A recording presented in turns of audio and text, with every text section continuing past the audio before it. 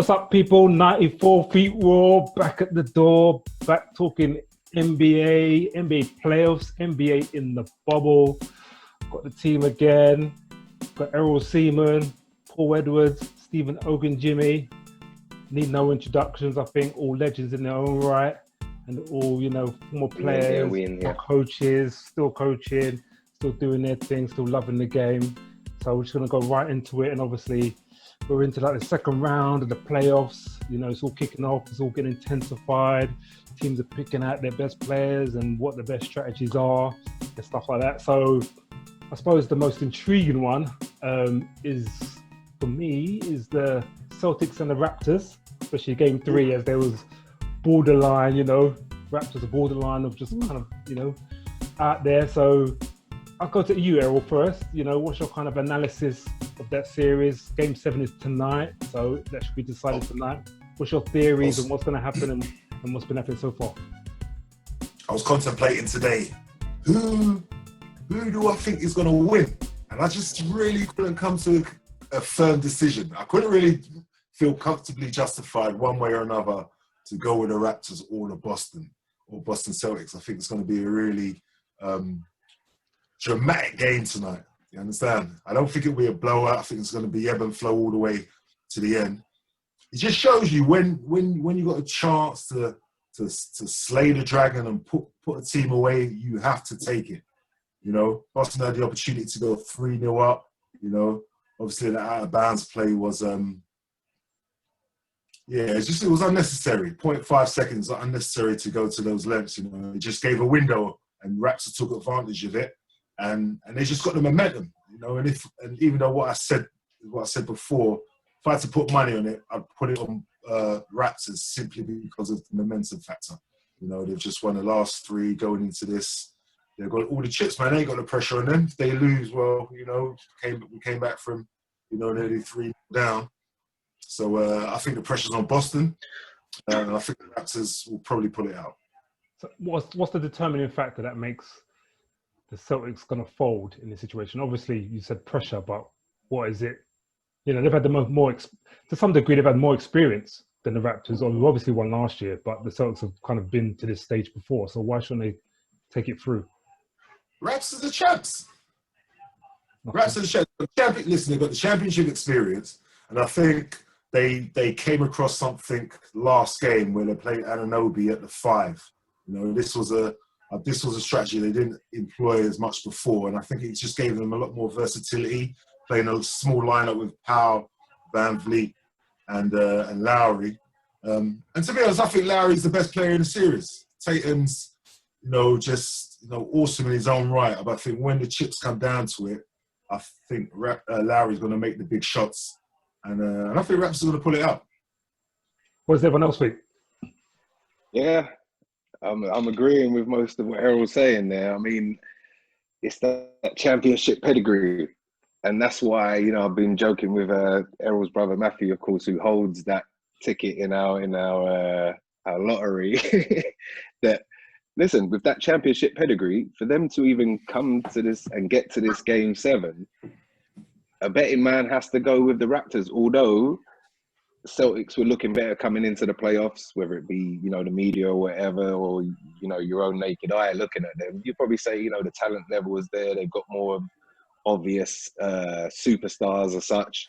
And I think that will even lead to their detriment in this game 7, because earlier on in the season, there was talk of when they lost one-on-one play that was, causing losses for them, kind of who's taking the shots down the stretch, who's kind of closing the game. And I think that they kind of came to a decision that Tatum's kind of stepped into that role. But then you have to remember that he's had some slower games. That could be one of those games coming up in game 7. Jaylen Brown is right there, plays hard all the time.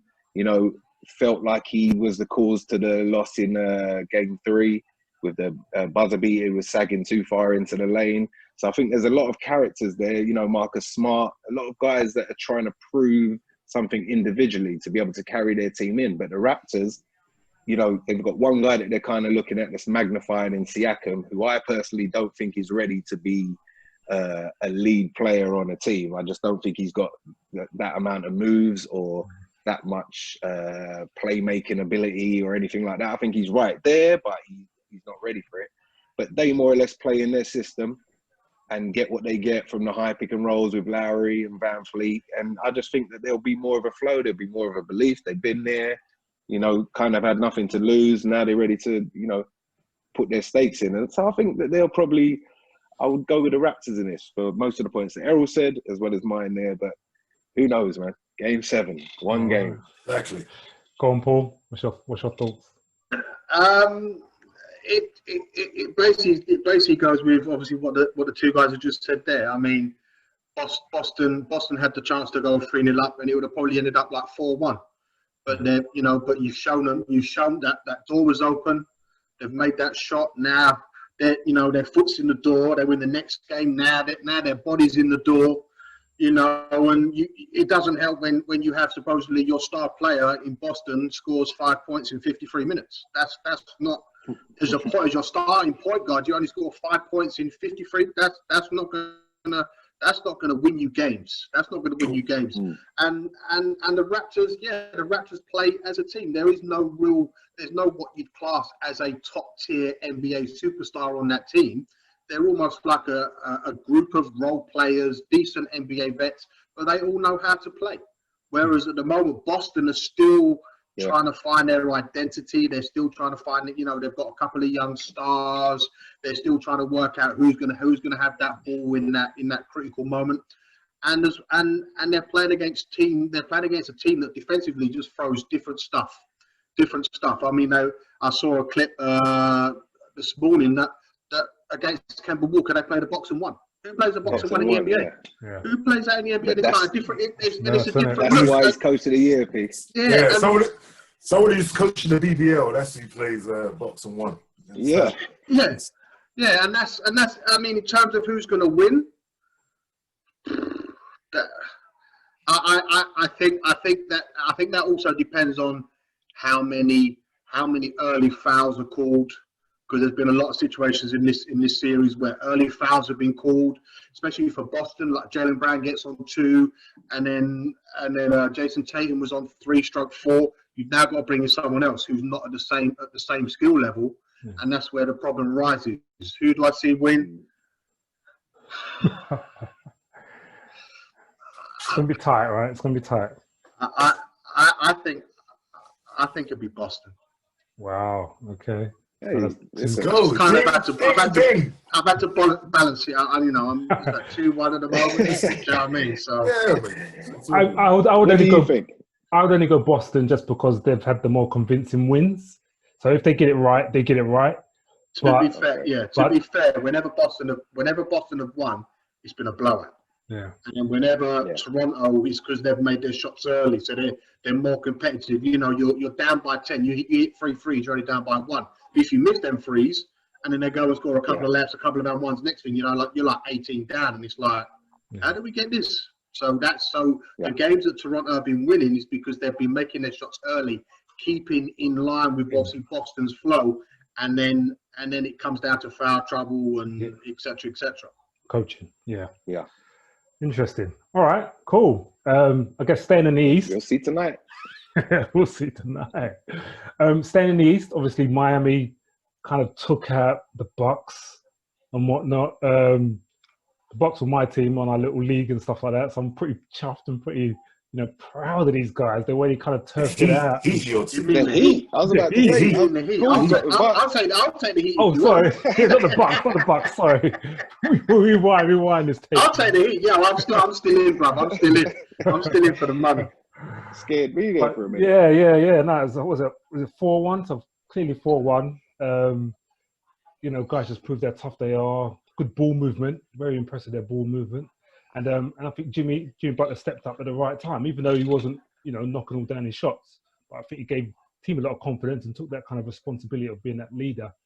Whereas I think, Giannis clearly didn't, and everyone kind of gets on his back about it. Just briefly, because we could talk about Giannis in a bit afterwards, but what's everyone else's kind of quick take on how... Hey, can I ask you this question? Yeah. What do you think was an adjustment that Milwaukee should have made before it all collapsed with Giannis's ankle injury. But what's an adjustment they should have made after game one? I almost think that they should have kind of stopped. It's kind of hard because obviously when you've got a winning game plan and it revolves around Giannis, I think all the teams straight away, like Toronto did last year, they all closed down on Giannis. Then he's got to dish it out, but they haven't got the greatest shooters, except for Kyle Korver, who's too old, in my opinion. So I think they've got to kind of work on the ball movement much more efficiently and stuff like that. So when someone can't dribble, and I think Bledsoe isn't the kind of penetrative guard that he could be, so he can't drive the lane and dish it out.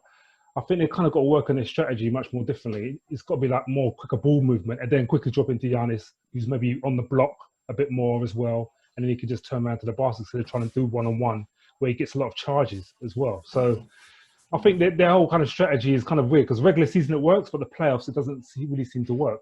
I mean, even, Orlando stole a game from them, which they shouldn't have. So, I think their season or their team may be blown up, come to next season just because I think they need a new strategy, new kind of thought process and stuff like that. So, yeah. Obviously, the problem is with that, I was going to talk about that later on, but Middleton's stuck there for 3 years. Bledsoe's got a 3-year contract. There's not much manoeuvring they can really do to improve that team. And obviously, I wanted to speak about that later. But in terms of their offense, it looks shocking because all they would do is they'd do a couple of like the usual NBA pick and rolls, and it always reverted with Giannis at the top of the key. Yeah. So there's no strong side, there's no weak side.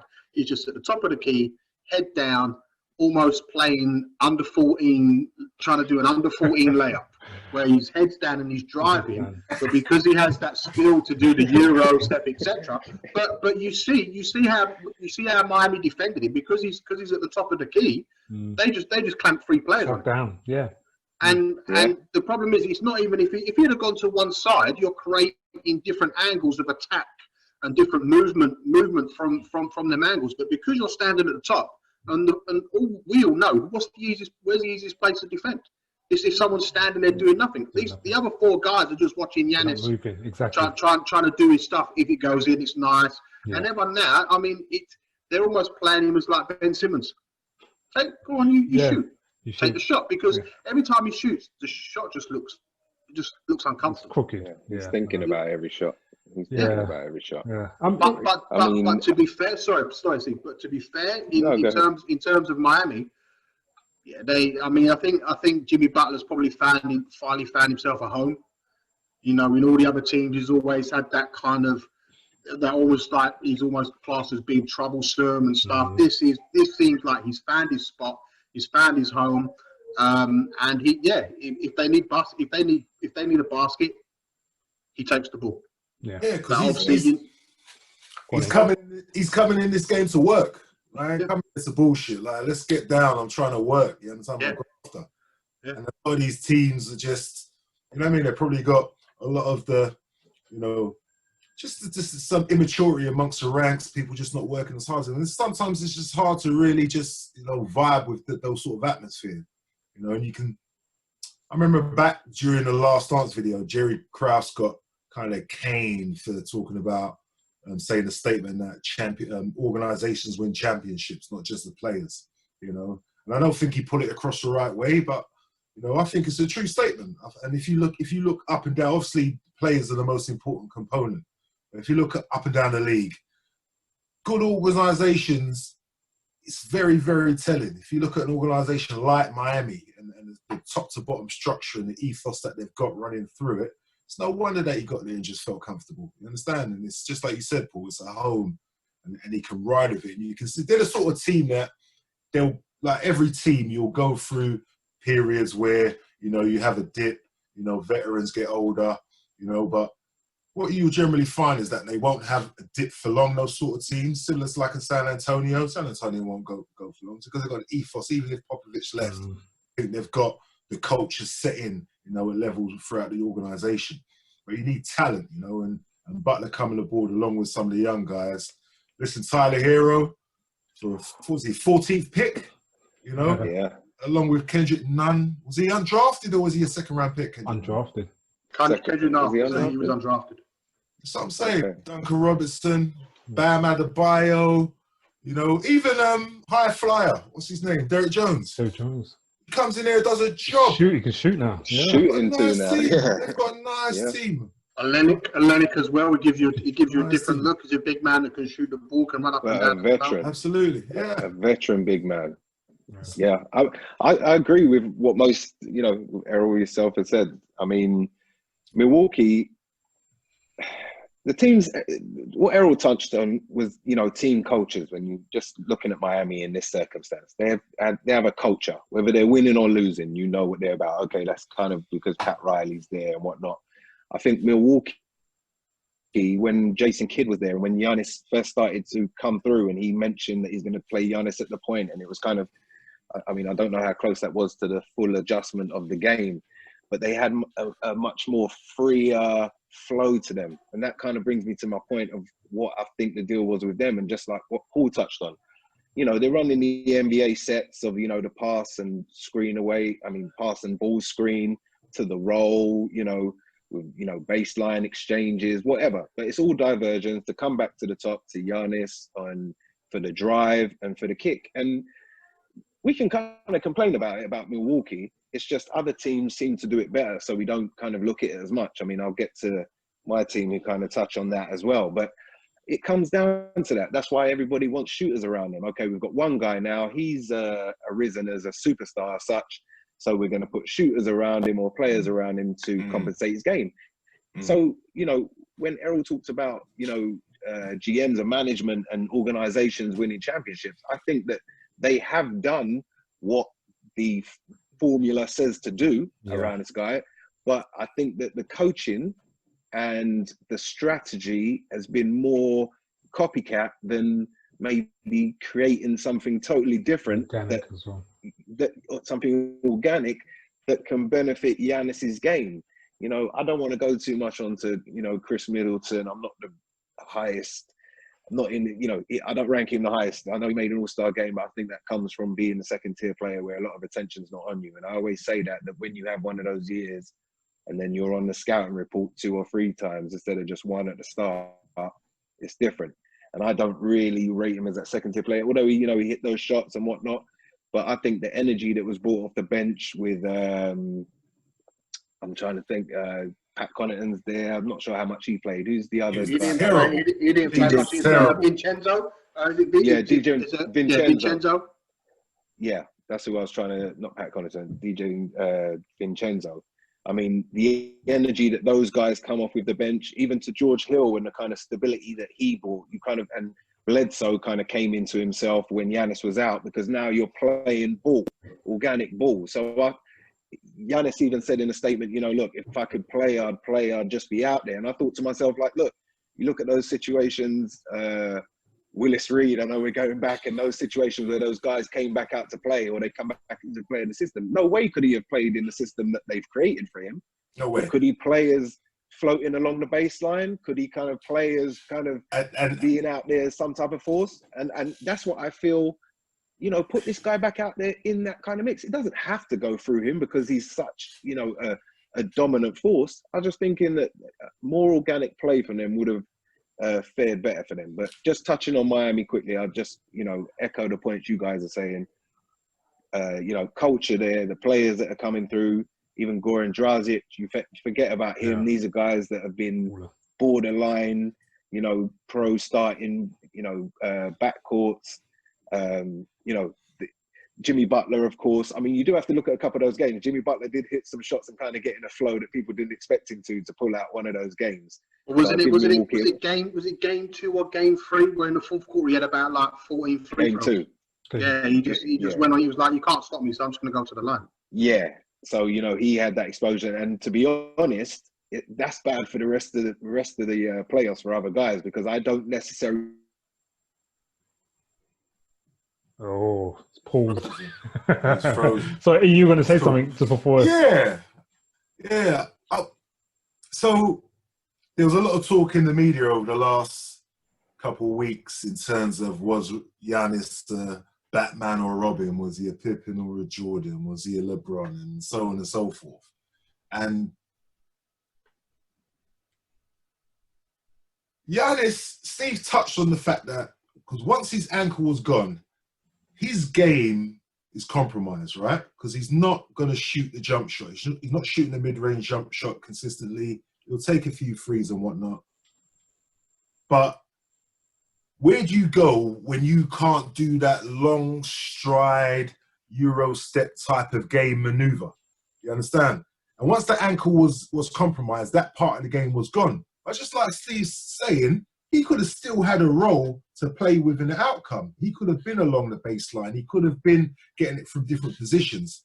Not a lack of a plan B. And this one where I go back to talking about organizations. If you look at the way they went out last year, to Toronto. That's what I'm saying. Similar type of thing, Kawhi was a primary defender down the stretch on him. But primarily, they blocked off the middle. So now they come back, they lose that series. They come back, lose 4 straight, by the way, in that series after, you know what? You come back into this particular year, you go into the offseason, you don't re-sign Malcolm Brogdon, who's your best creator. That was the worst move. That was the worst move. Worst move. It was ridiculous, you understand? But it was augmented by the fact that they had recently signed Bledsoe to that money. Then they signed Chris Middleton like he was a second superstar. And the reality is he's not a secondary superstar. He's more like a tertiary superstar. He's like a Bosh. You understand? He was only made a superstar because the top 50 guys in the league didn't want to play in the World Cup, so he ended up getting a USA shirt. Yeah. And as Steve touched on last week, he's played for the Milwaukee Bucks. They're the best team in the East.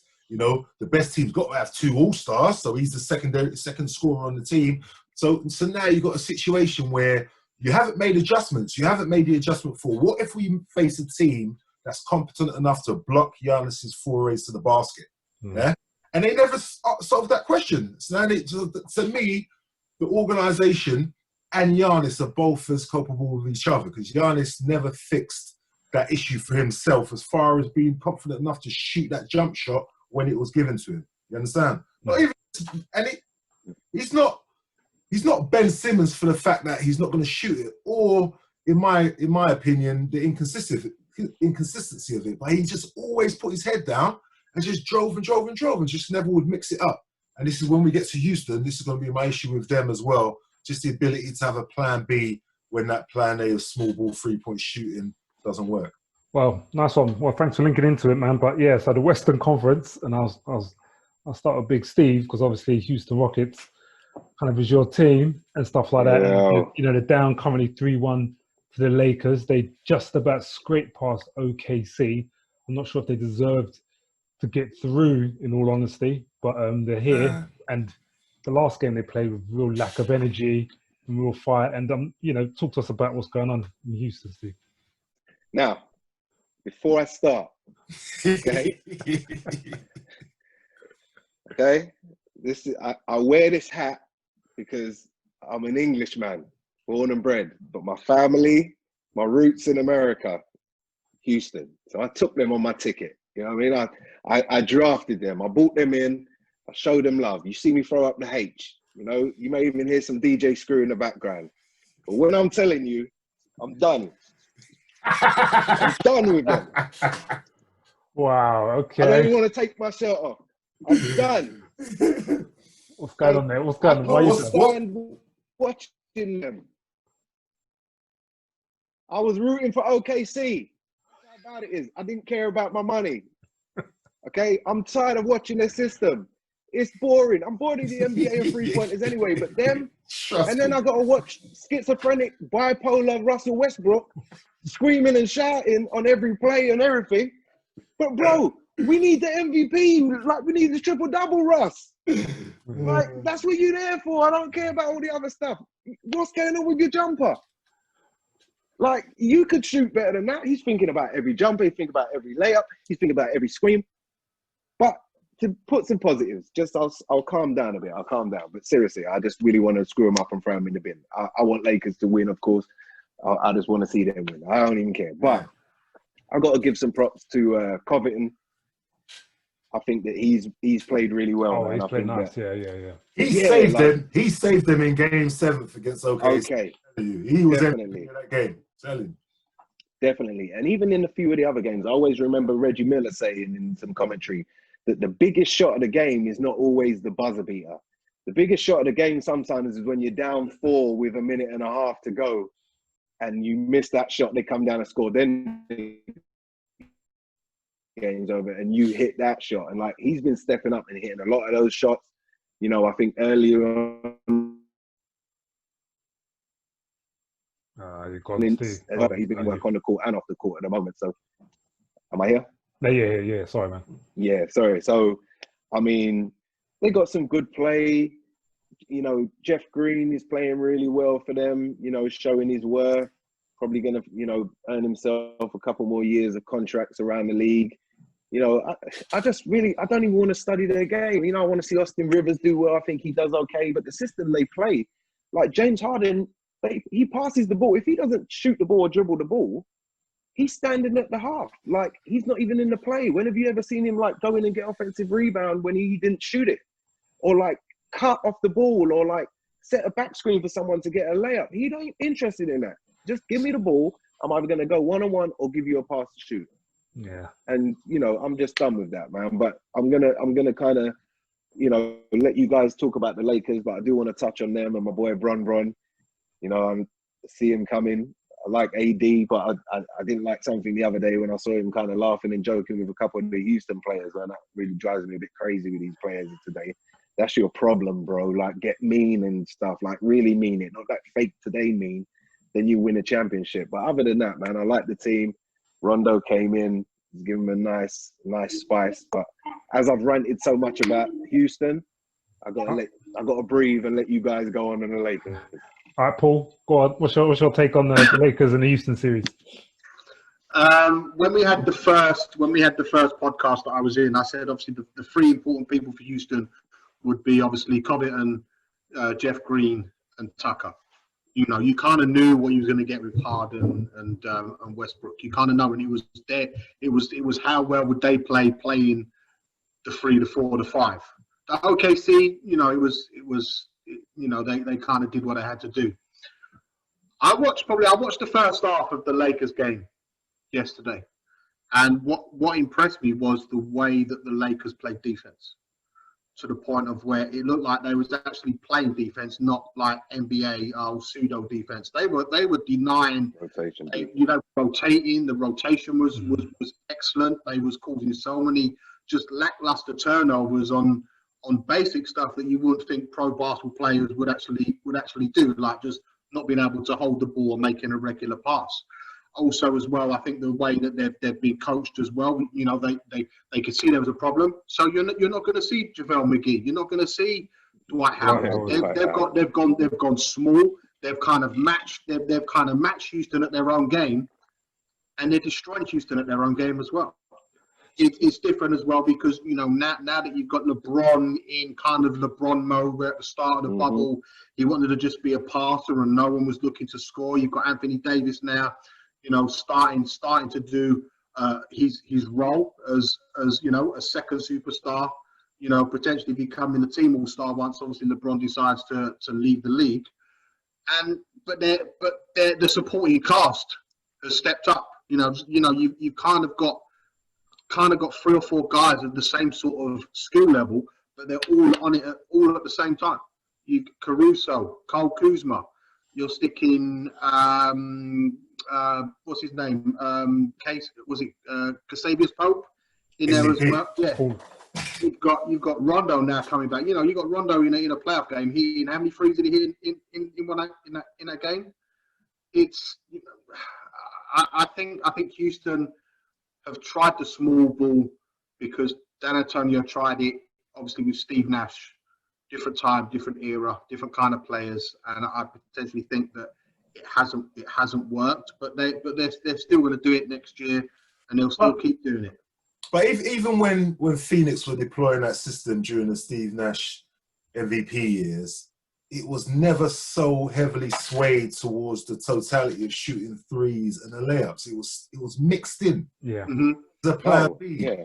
And But just I think as well. Obviously, once you know, I heard Steve Nash say that he wanted me to take more threes, but my whole game was passing to the open man. So in theory, they wanted to shoot a lot more threes, but Steve Nash was like, "No, I can't be doing this. I've still got a runner, Stoudemire coming off that pick and etc." So, but my point is though, and not to say that they got to the finals and certainly didn't win the championship, but you see year after year, like just the fallacy in this Houston system, you know, and when the threes run out, which you inevitably will happen in the playoffs because it slows down. Okay, it's more of a grind it out game. You know, the referee's eyes is even keener. There's certain things you just can't get away with in a regular season. So that avenue shut down. What do you go to now? They don't. They just keep shooting threes, and you can't do that with the Lakers. Just like you said. All right, JaVale, Dwight. This ain't your series. We're gonna go not small ball. You know what they do? They go medium ball. Yeah. Understand? Medium ball. Kuzma. Morris. 6'10", Morris. 6'10", Morris. 6'9", 6'8", 6'7", 6'5". Yeah, you think we're getting small ball, but we got the ace in the hole. LeBron, who's 6'9", is our point guard. We got the ace in the hole. AD, 6'10", power forward, center, small. You get the idea? Yeah. If they're hitting threes, they can win games. You understand? But to consistently win 4 out of 7, that's another question. You know, it's almost the reverse. It's almost the reverse of a Bucks offense. So you have Giannis at the top driving in, and everyone's standing around watching. Whereas for the Houston, you have James Harden shaking at the top and taking a shot, and no one's moving. So it's the same, but in reverse. Yeah. Yeah. And you can see that what Errol even just touched on earlier with Jeff Green. Yeah, that's the only guy that has an alternative. Yeah. That's the only guy that has an mix it alternative. up. And to be honest, he's strong. They can't really guard him down there. It's only Anthony Davis that can kind of do something with him. But anybody else that I've seen him kind of go up against with the guards of the Lakers when they kind of not match small ball, like Errol said, when they go to their medium ball, maybe they've got a Rondo out there. You know, it's maybe different. But Jeff Green is doing a good job down there. I want him to get, I won't say more looks, but however they get people looks. I don't even understand the NBA to a certain degree. How they even get the ball to certain players to be effective. Like, you know, it's just, I don't know. I do think that Houston can maybe snatch one. Yeah, no, and I think it's part of it is like the superstar complex. You know what I mean? I think some players like Russell Westbrook and James Harden, they think they're almost above the law in their own mind, so they can just do whatever they want.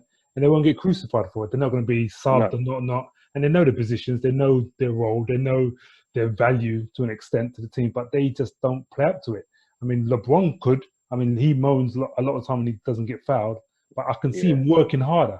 He's working harder, and I think the fact that he works harder than anybody else, especially at his age, he's just showing that, you know, it's just time. It's just time to get it done. You can't moan, you can't worry about this. You just got to play, and you got to keep playing hard. So, hey, before you move, OP, and we leave the Lakers, like, can we please like bow our hats to LBJ? Because seriously, man, this dude, I saw a lot, like the lob he had the other day, and his head's by the rim, and like even the lob that he got last night, Rondo mistakenly threw it. I won't say mistakenly, but you know, threw it off the glass for him, and Westbrook was quite close, and like he's up there just dunking it like I remember kind of being able to dunk it one stage in my life, like where it's kind of easy, and I'm thinking, yo, man, this dude is a supreme athlete, man. We really have to bow our hats to what we're seeing right now, because I can never discredit Jordan, but LeBron may just be the best basketball player I've ever seen, man. Like, seriously, this dude's on another level. But anyway, I had to give him that.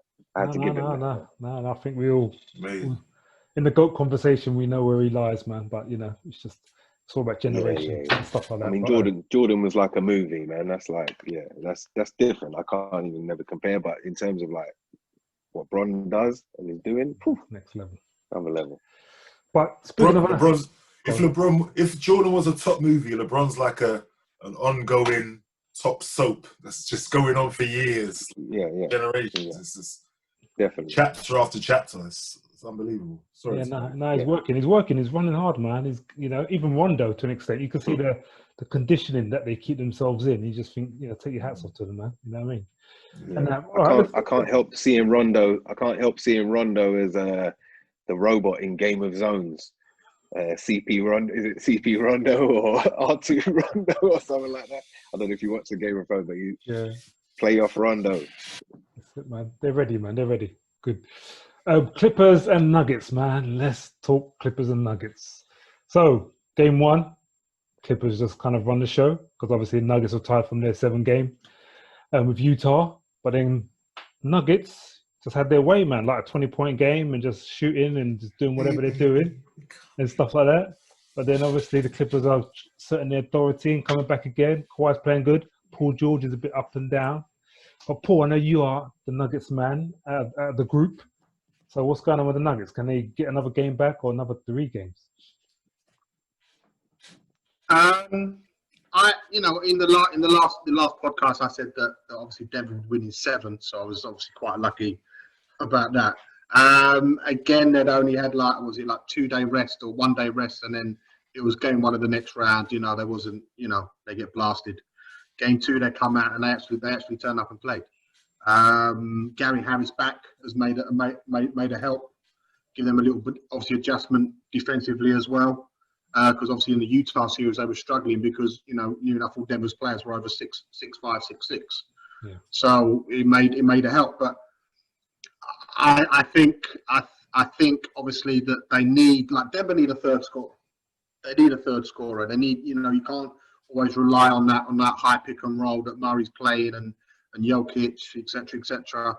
Obviously we touched earlier on obviously the statement that a one year player makes, saying that give me the ball, man, give me the ball. That's as Errol said to me in past. That's the stuff you need to be talking in the changing room, and you need to get them like Millsap. Just look at him like, "What are you doing, son?" Yeah, forget Millsap. Just kind of like know your role. I read somewhere. I read somewhere that even when he was on the court, he was very productive, but he cannot create his own shot. So you're talking Michael Porter here, yeah? Yeah, I'm talking Michael Porter. Everything is a catch and shoot, or it's like a drive. There's no kind of breakdown. It's either one or the other. So you can't be spouting in the media saying give me touches. If they give you the touches, you don't really know what to do with the ball. And if you are not getting the ball, go and do something like rebound. If you rebound, you get the ball. And then you can obviously you can gain your touches. In terms of the series, I just think the Clippers will be just too strong. They're just too deep for the Nuggets. I mean, the Nuggets I think are only going like eight deep, if that, at the moment. All the hype about Bobo, he ain't even seen the floor. Yeah. He hasn't seen the floor since he made his first game. Yeah. Shot 3, got a block, and etc. He only really played because of the amount of injuries that obviously Denver had coming into the bubble. The Clippers are just going to grind it out. The Clippers are unique in terms of they're probably like the Lakers. They can play any style of ball you want. They can run up and down with you, or they can just grind it out on you, and that's going to be champion winning sides. I originally, for me, I've kind of picked the Lakers to win the whole thing, but the Clippers is going to be interesting. I think again it's that Kawhi effect. Paul George has started to maybe turn up in games now. He's not necessarily looking to. He's become more of a set shooter. He doesn't really need to create stuff no more. He's allowing other guys, which has kind of freed his game up a bit as well. I probably see. I don't think Denver. I don't think the Clippers will let off. I think the Clippers will probably win the next game, and then that'll be Denver going back to altitude and relaxing. All right. Well, think about some of these names, yeah. Someone like Marcus Smart, Jimmy Butler, Marcus Morris, and Pat Bev. Them sort of players, right? Denver need to change the energy of the series, because right now the Clippers are just too comfortable, especially that last game. It was too easy for them. And there's certain players, it's not Jokic, it's not Murray, it's not Porter. You got to have some other players, someone like a Paul Millsap. He's a power forward vet. You need a toughness. You were going there and throw your weight around. Yeah. You can't be having that, you understand? You've got to be able to do that to bring a certain energy. So So it creates momentum throughout the team, so they can come in and those skill players can do their thing with a bit more, of a flow with it, But right now, if you look at that last game, Clippers is just too comfortable, Just watch how Kawhi just takes his time. He gets to the spot. There's no duress to what he does, and he just takes these shots. And it was just nothing was hard. It was just all comfortable within the context of NBA play, of course. I'm just saying, like in general, they've got to create an energy to try to, force the flow of the game to their benefit, or they're going to go home tonight. Yeah, just also like some kind of intimidation, almost. You know what I mean? Like some kind of mental. Well, I mean, listen, you're basically blocking someone with a finger. Yeah. No, a man goes up to dunk and you're blocking him with, I won't show the finger, but he's blocking you with a finger. That's how intimidating it's going to be. It's like, I'm going to go in now and I'm going to get this dunk. Oh, he just blocked me with a finger. How does that, and yeah. I look at Denver and looking at the last series, like you said, they were 3-1 down. I mean, of course they created their momentum. Amazing shots, amazing play for them to close out that series. But I think the key for them is the Joker. I mean, if you watch the times he decides to score, like game 2, he started hitting the threes and, carrying the team a bit more. Because he's such a great passer, and sometimes I feel this is even media manipulated, that, he's the best passing big man. But if you watch this guy's moves, if he decided to sit on, you can't really sit on the block these days, but when, you get the ball off the roll or maybe, the pin down and he goes into his moves, he's going against Zubac right now that is a second-year guy. He's not going to be able to contain him down there. This is like one of the premier big men. He's going to be able to make his moves, but because of how the NBA is shaped, it's always, a kick for 3. So, of course, he's in the post, back to the basket, the double's coming, but it's always a kick out to a jump shot or, something that's not really aggressive, I'd say, after their double team. And I think that's where they lack, because the Clippers, they're ready to pounce anyway. You've got Bulldogs out there, with Morris as well as Pat Bev, those guys coming with the defense, as well as Kawhi, of course, and Paul George. So when those kicks are coming out, they've already worked on their rotations in practice. So they're working on this containment. So unless you have add something new, you're not really going to break down the Clippers defense with that. And I just see the Joker, when he decides to be aggressive, they're really scrambling and struggling because now they can't really contain him. They're hoping he passes out the double team instead of making a quick move before the double team gets there. But in terms of the Clippers though, I was just looking at something. In game 1, Kawhi Leonard, he had his 29 points. We all know how effective that game was. He was getting to his spots, hitting his jumpers. Very Jordan-like to me. Everyone else, had a decent game. Game 2, who has a good game? Paul George had a decent game that game, but Kawhi wasn't very effective. And what I see in that is Kawhi is a player that is hitting important baskets at clutch baskets at times when they're needed to create momentum for your team or to shut down the other team's momentum. And I won't say this too strongly because I can't recall the game as such, but a lot of the shots that Paul George is hitting are early quarter shots, shots that are just kind of, okay, you miss them, you make them, no one's really tripping. But when it's really on, he did slip into playoff P or wherever he calls himself a couple of times, but I don't think he can do what Kawhi does in terms of closing, and he is very important to this team. So if Denver can work out a system to kind of make Kawhi pass more, or kind of, I think it was Jeremy Grant that did a decent job on him. I don't think anyone's really doing great, but just slow him down, especially in the fourth quarter. I believe, they can maybe scrape another game, but I think that point mentioned can really I think the Lakers are paying attention to that as well. And I think that Kawhi, although they have such a deep team, and when he goes out, the bench and second string looks good, but come on now, we're all talking about the fourth quarter. And I think that, Kawhi is carrying quite a heavy load over there in terms of actually pulling out the wins towards the end. So I think no, sorry, if they target what I want to say, go ahead. No. That's more or less my point in that. I just think he's not necessarily, if he's not effective, the team are not necessarily flowing and looking as good as everyone thinks. I agree, and I think he does show his experience much more than the others, totally, definitely in crucial moments and stuff. But I think they're so deep in terms of their players that they have, like players like Jermichael Green, even Reggie Jackson's not even getting any burn. You know what I mean? And he was a starter at Detroit, and I just think he's been playing quite decent since they've been in the bubble as well. So I don't know. I think the Clippers are deep. Paul George is trying. He's trying to cut to the hole. He's not trying to be one-dimensional. I'll give him that. Yeah. And stuff. But they do rely on Kawhi's leadership. I mean, Lou Williams has been struggling, even though he's a vet. But he hasn't got that kind of championship kind of knowledge or, like Kawhi's got. So I think, I mean, we can lead into the conference finals because essentially we know it's going to be Clippers versus the Lakers. And just my take before I run to you guys, I think this is like where LeBron, it's almost going to be LeBron versus Kawhi and their experience and how they balance it up. Because no one else on the Lakers, really, apart from Rondo, has got that kind of knowledge about how to take it to the next level. And the same with Kawhi. Kawhi hasn't really got anyone kind of do it. So it's just, if a team's trying to shut him down, do the other players really step up? I mean, Paul George was doing all right until he got injured, but then he's here now. So it's up to Doc Rivers to kind of really use them and try and maximise and use some real strategy to kind of make the most out of Kawhi without wearing him down and trying to burn him down or getting him frustrated. So, but I'll go to you, Errol. Obviously conference finals, I'm assuming a lot, but I think it's like everyone predicted it's going to be an LA final.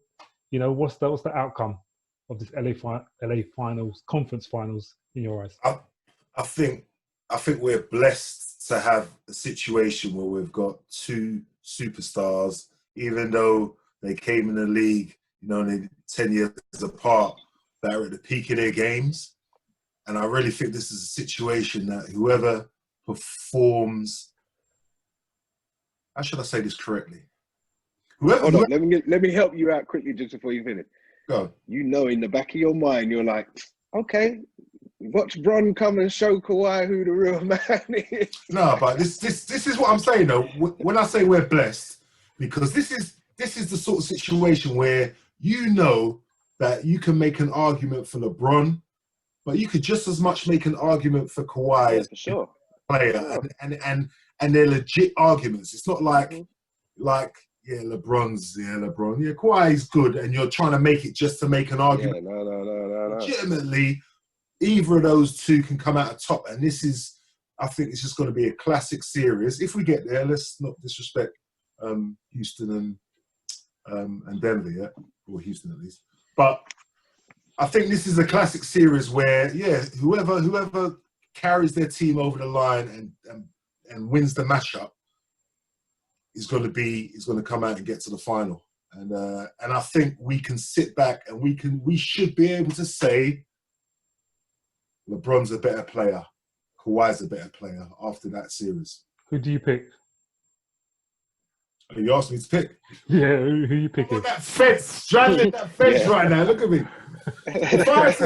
Money, you want to be money or loyalty? Well, obviously, I'm a mercenary. I've got money on LA, haven't I? It was mercenary. For those of you that don't know, I had the first pick in the draft, and I picked the Clippers at that particular time, and I still think I'm going to go with the Clippers. All right. Paul, what's your feeling on an LA conference final? Yes, obviously agree they're all about it's going to be the battle of the superstars. But I also think it's going to be the battle of the bench. I think it's whose bench comes and plays. It's all right. It makes no difference. If LeBron hits 30 and Kawhi hits 30, that doesn't decide the game, does it? It's your sixth man, your seventh man. Are they chipping in? What are they getting? Are LA's freeze dropping? They've got 5-6 guys that can hit the free. Is AD going to work? And on the Clippers side, is Morris going to stay in the game? Is Pat Beverly going to stay in the game? Is Paul George going to turn up? If the Morris brothers fight each other, do you break it up or do you just let them fight? Sleep. I think it's happened. I think it's happened once before, isn't it? Where they've had where it's kicked off. I think between them. So Hey, I imagine they've had many battles. yeah, I mean, I said the Lakers would win about 15 minutes ago. Now nothing has changed in that past 15 minutes for me to say that otherwise. But I think it will be, as Errol said, I think it could be a classic series. You know, this bubble is perfect because they're playing every other day. Yeah. So there's not like you play a game and then you got to travel the other side of the world and you got to do. Well, they're playing the same arena anyway. They play Staples anyway. So It's every other day, and this is going to be like, you know, it's going to be ramped up. It's going to be so intense because, you know, if you think about it, the winner of that will probably win the whole thing anyway. Who do you think, guys? Just a quick question, because I just thought about it there, where you're saying battle of the benches, but you know, similar to Michael Porter Jr., what the comment he made, you know, in people's minds, whose bench do you think is most together to be in tune? Who is in tune with their roles? Because you know, some players, say like Kuzma, you know, he comes in, he kind of plays his role, but you know, he wants another 5-6 shots. He wants to score. Really, he wants to score 30 a game. So like they're containing him, but you can see it in his game, like. On the Clippers side, like Mo Williams. Montrez. Yeah, I mean, these guys, they're in tune with their roles, but you've also got some egos going on in each side. The Morris twins, even that little battle. Who do you think can stay in tune with their roles the most to benefit their team? Because I think that's what the most defined role team is going to come through. What do you guys think? I think the Lakers are more inclined to stay more in tune with their roles, just because when LeBron's is the king of the chessboard, everyone just falls into it. You know, whether they can perform the duties of their role consistently. That's it. But you can also see how they react when they're on the bench and watching the game. Yeah. You know, all the other teams are all sitting down in their seats in their social. You look at the Lakers. The Lakers are up on the board. You know, they're chilling. They're doing whatever. They're laughing and joking. So I think probably the Lakers are probably more. I think the camaraderie is pretty good both sides. I think the Clippers have just got just much. I don't think that's the factor. I think they're just two teams that are looking forward to this matchup, man. Everyone's talked about it for the whole year. And hopefully we haven't jumped the gun on this podcast. Houston fucking come back and bring it to Game 7. It could happen. Yeah. No, I mean, notwithstanding Game 7, boy, it's gonna be a good one. Yeah, but I think, talk about benches, I think Clippers without a doubt. I mean, I was watching that game last night. The Lakers brought out Horton Tucker or something like that, and he was going off. But at the same time, I mean, who the hell is this guy? You know what I mean? I don't know what the deal is with that, with the rotation, with Dion Waiters and JR. I know those are two names that you're kind of looking for. Isn't Waiters injured? Well, really. He wasn't dressed yesterday. He was in street clothes. So I imagine he. Yeah, they did say that. I think they did report something happened, like a practice injury, maybe. But if you look at what they brought Horton Tucker in, like they brought him a little bit in the first half, but he said that he deserved the time from practice. Okay, that's what he said in the press conference. No, and he did, but I think he made a couple of buckets. Then he started taking some bad shots. You know what I mean? AD was open. He's like, I'm gonna go for it, and I feel like. He hasn't earned that yet. Whereas you've got people like Jermichael Green, you've got Reggie Jackson, I just mentioned. You've got, Rodney Macruder. Yeah, but obviously in a big game against the Clippers, the only time he's going to see the floor is in a warm up. But this is my thing. What's the point of almost bringing him in against Houston? Who's just going to destroy the boys' confidence rather than fine tuning the rest? They are kind of they after 8th man, I think 9-10 is kind of. It's up in the air, really. Getting on the court anyway. This is LA. 8. But now that rotation, that's it. Yeah, but now JaVale ain't playing and Dwight aren't really going to get him minutes. Then there has to be some additions into that lineup, and that's where they probably found the minutes. You saying they're not going to? No, I'm talking about in the Houston. Oh. No. I was just talking about the Houston. I'm saying that's why that guy Horton Tucker got in. Exactly. Because there's space in the rotation. So it's good, like you're saying, to give him those minutes if he's been playing well in practice. Sometimes it's not about the end goal together. It's about at least allowing the guy to have his playoff minutes and see what he does. So I know I can see what both of you are saying, because P's saying really he's supposed to be tuning it because the Clippers are over there tuning every single piece of their puzzle. Yeah. Okay. Interesting. All right. So if we move to the East Coast and stuff, looking at conference final, obviously Miami got their one foot in the door and stuff like that. And, you know, whoever comes in from the Celtics and the Raptors, you know, who's the better matchup? You know, what does Miami need to do to take it to that next level to where they can keep kind of steamrolling teams? You know, who wants to jump on that one? I think they just got to keep doing what they do. Yeah. You know, there is no change. You've just beaten in 5 games the team with the best record in the NBA. You know, so you've come into the bubble pretty hot, and you've just carried it off. And your game plan, you know, there's no at the moment. There's no need to. At the moment, is there anything to be worried that the Raptors and the Boston can give them that obviously, you know, the Bucks try to do? There's no. I see there isn't a reason for Miami to change the way. I think they're the best team in the East, and I think they're the closest.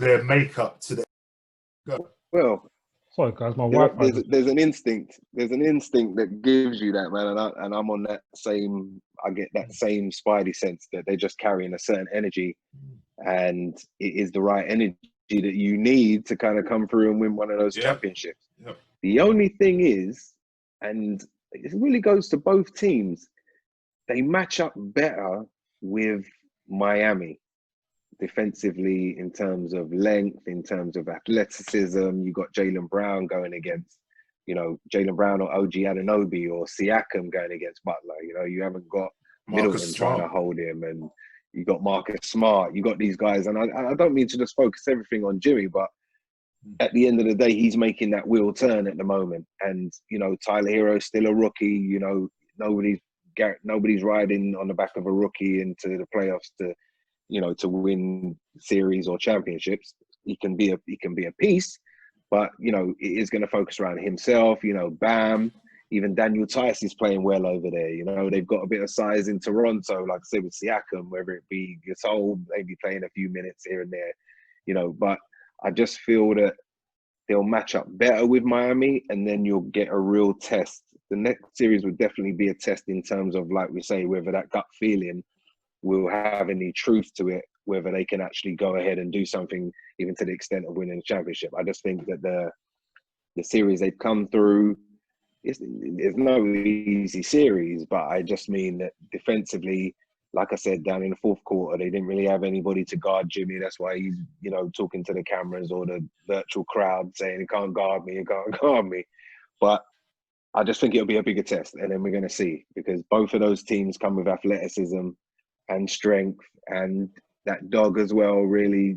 Toronto as a unit, as well as individuals, but more individually, you know, individuals on that Boston team bring that dog, like you're saying, Marcus Smart, Jaylen Brown. You know, these guys are going to come and play hard, and they're not necessarily going to back down from the bark of Jimmy or the physical attributes that he has. So let's see. And also, these guys go in Game 7. Miami have been rested several days. They're going to be fresh and coming in. They're already always in tip-top shape anyway, but any little niggling injuries they may have acquired in the last series, they've got time to sort those out, so they're going to come in fresh, and they're going to have an advantage in the first 2 games of whoever they meet up. For sure. Cool. All right, man. So we'll see what happens, obviously, with the Game 7 tonight, but I think Miami definitely probably the strong ones to come out of the East and face one of the LA teams that I predict. But anyway, cool. All right, let's just go into some random kind of NBA trivia now. Kind of playoffs are kicked off, and obviously we're in the postseason. You know, obviously Giannis got his twisted his ankle and whatnot, and the Bucks we talked about potentially blowing up, or God knows if they're stuck for the same team for a few years. But you know, we are the Milwaukee Bucks. We're the owner, and we've got one more year on his contract. What do we do with Giannis? That is one of the big questions. Yeah, it's decision time. They better lock him up as soon as possible. I from everything that I've learned through observation, the way he carries himself, how important family is to him, how honourable he comes across. I don't think he will shirk from a challenge, and I think this is a challenge. And the organisation themselves have a challenge of being better, putting pieces around him, but he's got to look at himself first and foremost. He's got a lot of work to do on aspects of his game. You know, clearly 2 years in a row, his game has been exposed, and he's got it's a simple fix in terms of, I'm not saying technically it's simple to fix it, but it's a simple fix. You need a little consistent jumper, not even from 3-point range, just from mid-range, just to be able to mix it up. And you need to be able to not always be dribble driving into the post, into the key area against, you know, 1-on-2, 1-on-4. That's always going to be there. But he's got to also be able to get his back, get the ball with his back to the basket, get easy ones, and that comes with the coach and the organisation, you know, being able to, you know, craft a more varied offense around him, you know. So I think at all levels, from management, you know, through to the coaching staff, through to Giannis and all the other individual players, they've got work to do. I don't think you quit at this stage. I think they're a very good team, you know, with the things that they need to tweak, you know. But I think if you're management, you just lock this guy up immediately. If he refuses and he doesn't sign the extension, then that's all signals to say that I've got thoughts that I'm leaving. Nah, that's another question. I'll let one of you guys answer that. If he doesn't sign the max, what do you do for your GM? Yeah. Well, if he doesn't sign, I was gonna. Go on. Go on, Steve. No, go on. Go on, Pete. Well, if he No, doesn't, I was just gonna say that's gonna be the situation.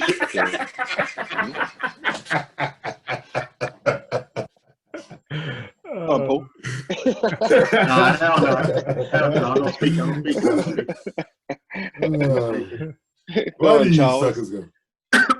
I think it's a case of shut up, man. Sorry. It's a case of if he doesn't sign, then as a GM, are you prepared to let him go for nothing? And then you've got to start putting stuff in place to say, look, we can't let this guy walk. We can't. You know, but he could be a supermax player, and we're going to let him go for nothing. As a GM, that would probably be the dumbest decision you would have ever made. I know, obviously, like what Errol said, he seems a pretty loyal, humble guy in the way he perceives himself off the court. So I don't think he would want to.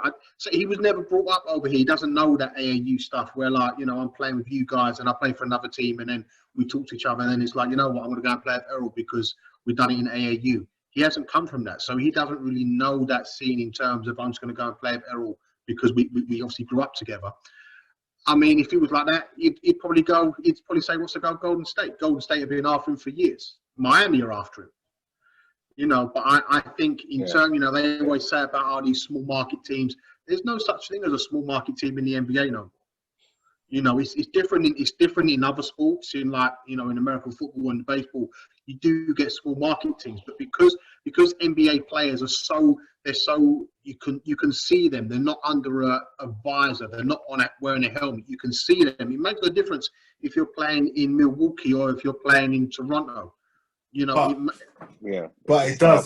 There's one small factor that makes a small market team sometimes a small market team, and that's the locale. And sometimes top players don't necessarily want to go and live in a Milwaukee or a Cleveland. I prefer to live in LA or Miami, and that's when it's a bit of a factor attracting top free agents. Sorry, no. Yeah, so I mean, I think he'll stay there. I think he'll stay there. But the GMs, if he says if he doesn't want to go, then obviously the GMs have got to start shopping. Yeah, I think exactly what I said. I see him as a family orientated guy. loyal guy, not really, in addition to your point, Paul, not really influenced by, you know, the NBA, you know, Brethren's club in terms of, oh, we played together here, I'll join up with you there. You know, maybe he's had some guys that he's known from being in the league a long time that maybe developed on other teams he may want to be on. But at the end of the day, he's carrying the superstar power.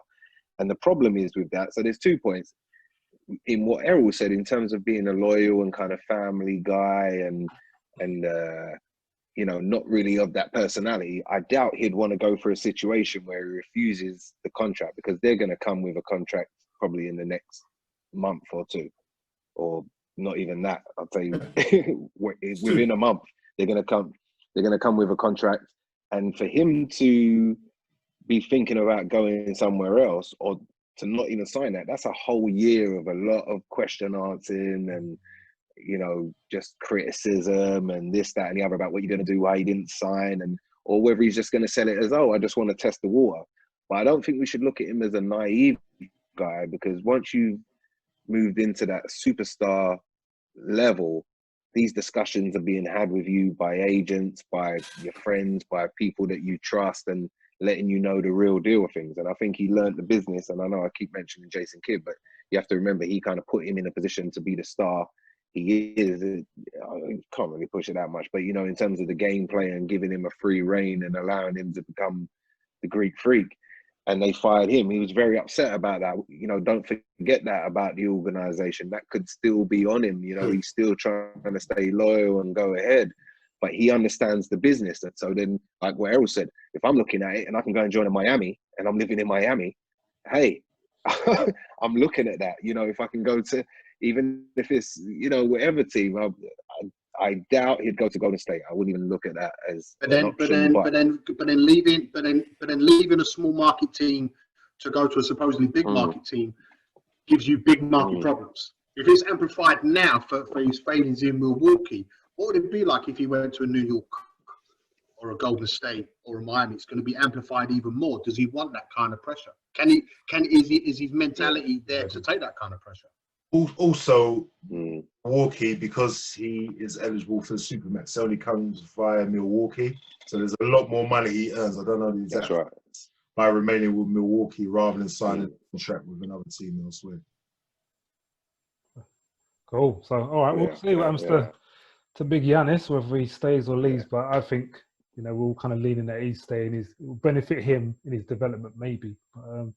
Interesting. I think this kind of whole kind of playoff situation with Giannis in particular, and him developing his game and getting a coach to get him in the right spots and not exposing his weaknesses as much, is quite an interesting kind of conundrum. And whether it affect his move or stay, you know, we'll see. So, cool. I think they should move the MVP. The MVP should be called at the end of the year and end of the playoffs. Too many times these MVPs have got MVP, and there's still people out there like, yo, not to say obviously it goes on the regular season, but then even then, could you say you're the most valuable player? I don't know. Because I guess, like Charles Barkley said, man, it goes on your winning team. And yeah, I mean, if they said when the new season is going to start, I'm only saying this because the NBA draft's not going to be till like November. So they already said when the new season's going to start, because we're saying about Giannis's contract. We're saying about Giannis's contract coming up. You know, as teams, you would want to build for the draft as well. And if you're signing someone like, you know, you understand, not just Giannis, but you've got all these other NBA players whose contracts are up for renewal. Like, you know, from elites to just like your journeyman. Are you going to wait for the draft, or are you just going to go ahead and do your business and then hope for it, and then hope you're going to get a good draft? Because, you know, I thought they were going to do the draft, you know, like kind of like nowish. Well, kind of, because they've already decided who's got the first 13, 14 anyway. Then now you're just whittling it down. Well, I don't know about the draft, but they can't state when the new season is going to begin. Because you could have an interruption. You know, they had the COVID. Before the COVID, with the what's the word I'm looking for? Jesus, I can't even think. When they took the players revolted and then played. The boycott. What word am I looking for? Protested. Boycott. Thank you. Jeez. So you could potentially have any sort of interruption. Luckily, they're within the bubble, so even if there's a rise as what seems to be reportedly happening now, they should be immune to it affecting them inside that bubble. So they should really finish on time. So they have projected when the last finals game will be played, Paul, but they haven't stated yet when the new season will begin. But you always have that period in between here where you have free agency, you have the free agency. So I guess that will all be condensed, once they know their timeline. Cool. All right, I know we spoke about MVP. Rather than talk about regular season, so far in your mind, who's been your playoff MVP? And I'll go around to Errol. Well, playoff MVP. There's been so many people that have had really superlative performance. And we're just talking about playoffs. We're not talking about the bubble, not eight bubble. No, not even 8 bubble games, just strictly. Yeah, and it'd be very easy to dismiss players because they didn't advance to the second round. Handful of players just off the top of my head: Jamal Murray, Donovan Mitchell, Luka Doncic, LeBron, Kawhi, Jimmy Butler. If I was to give one at this moment in time, I'd probably have to give it. You know what? I'd probably go with Kawhi. Kawhi, yeah. I think he's been most consistent. Okay. Where are you, Paul? Again, the list that Errol said is pretty much, who I would go with. I would think my MVP so far is what he's done for his team in terms of putting the team on his back, showing them that, this is how we're going to win games. You go with me, we either win or die, win or lose, I should say. I'm going to say Jimmy Butler. I'm really impressed with how I'm really impressed with how he's turned up, and it's it's kind of smash mouth basketball, and he's just carrying his team, and I think he's getting his just rewards. So he's pretty much my MVP at the moment. But then every time there's NBA, LeBron should win. LeBron should win MVPs anyway, and that's just a different conversation. Yeah. So I'm just gonna throw that in there, and I'll go with probably Kawhi 2, Jimmy. Yeah, Jimmy Butler and Kawhi 2 and 3, whichever way you put them. But you got to go with LeBron. Go and watch a Lakers game. When LeBron comes out of the game, they're okay, but you ain't leaving him out for more than 5 minutes. I'll tell you that for free, because that whole thing is built around him, and not forcefully, but he's calculated how the system runs, and he knows when to be effective, when to do this. Leave AD out there and let LeBron be injured for 2 games. Rondo would try his best to control this, that, and the other, but he's the energy. He's the energy of the team, whether it be physically displaying the scoring and the statistical things, or whether it be just that energy that drives the team from behind. And you just got to give him MVP. I'm just so seriously. I won't say I'm not a LeBron guy. I'm a LeBron guy. I love what he does, but in terms of this season, and you can see the maturity, and I think it's something Damian Lillard said in a podcast about when you're in the league and you start to know the game, how things flow and how it's just easy, kind of in the Matrix when he's kind of dodging the bullets and fighting them with one hand. I just see Bron out there. That's how he's controlling the floor, man. And I love watching it. I think the Lakers are functioning because of it. So I'd have to give him my MVP, man. Sorry, I'll let you. My second choice would be James Harden. Listen, with all that you just said, Steve, I think Kawhi has a similar influence on the game for the Clippers, just in a different way, in a slightly different way. Yeah, I agree. The way he just keeps it moving and his defensive, And that's what I'm saying. That's why a potential LA, conference finals is going to be superb. P, yourself. You know what the defeated? Do you know what sorry, P, I'm going to let you slide in, but do you know what the deciding factor is, E? Just like Star Wars and that force. I just feel like LeBron's force is stronger, and Kawhi knows it too. That's why when anybody comes up against LeBron, you don't ever see them bigging up their chest and being boisterous around him. They kind of keep their low and just try their best to beat him. When LeBron carries that key, he's got a crown on. That's what I'm saying. Yeah. Kawhi knows it. Yo, and Kawhi is the ultimate. Don't let this LeBron get it. I agree with everybody. I agree with everybody. He's a Jedi, but he still needs to go to the Dagobah system for a couple of months. The only name I would throw in there as well is if the Raptors make it through to the East, I'll give Kyle Lowry some props as well. You know what I mean? Absolutely. I think just for the manner that he works, the way he gets it done. He I'll does flop a bit, but I think he works hard, and because he hasn't got the size, he's got the heart of gold, man. So if his team can make it to the finals, I'll give him playoff MVP. I agree. Hey, that's a good shout, P. You know what I mean? But yeah, it's a good shout. Like the starters. Well, I mean, look, he had compared to Kemba's 5 points in 53, he had 33 points in 53 minutes. I think he almost finished the game with a triple double. Yeah. That's he was a couple of assists, a couple of rebounds away. For someone who you say who's not very tall, he's almost kind of like my height. He still drew about 8. He had about 8-9 rebounds, I think, in that game. So he's going to be tough. I mean, like we said before, Toronto is probably a non-superstar team full of people that just want to play, and that's why they're so successful. Cool. All right, guys, I think we're going to wrap it up there. Thanks again for taking the time out of your busy schedules and stuff, talking NBA. Obviously, I think once the conference finals comes around, we'll all link up again and do a big one to see what's going on with LA's and obviously the Heat and other players and the teams before the big NBA finals wraps around. So thank you all for listening. Thank you all for tuning in. 94 Feet Raw.